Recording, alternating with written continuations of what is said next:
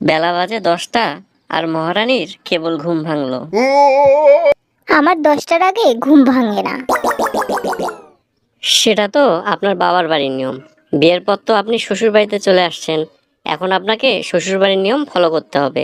তাই আমার মা, মানে আপনার শাশুড়ি, যখন ঘুম থেকে ওঠে আপনাকেও তখন ঘুম থেকে উঠতে হবে। তা তোমার মা কয়টায় ঘুম থেকে ওঠে? কখন আবার? সকাল 6টায়। এত সকালে উঠে আমি কি করব? উঠে কি করবে মানে?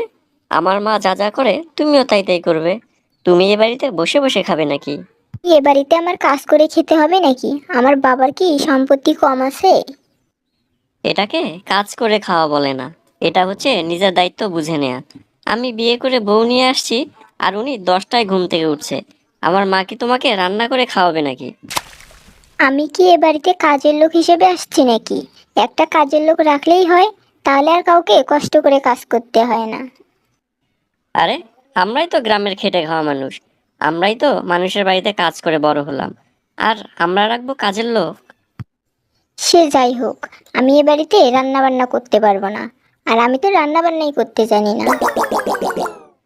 আপনি কাজ করতে পারেন না, আবার রান্না বান্নাও জানেন না? তাইলে আমি বিয়ে করে আনছি নাকি শোপিস নিয়ে আসছি? তোমার আব্বার কাছে ফোন দিয়ে আমার এসব কিছু বলতে হবে। দেখো, বাবার কাছে ফোন দেওয়ার কথা বলে আমাকে বারবার ব্ল্যাকমেইল করবে না। আমি তোমাকে ব্ল্যাকমেল করছি না।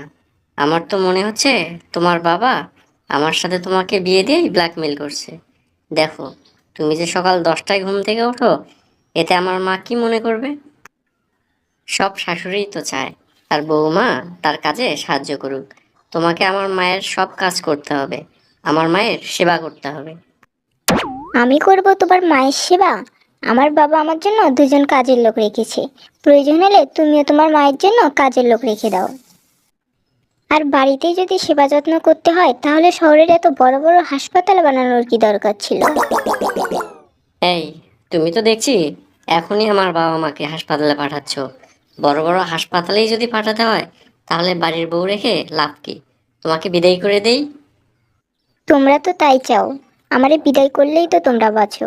আমার বাবা কি দেখে যে তোমাদের পরিবারে আমাকে বিয়ে দিল, আমি কিছুই বুঝতে পারছি না।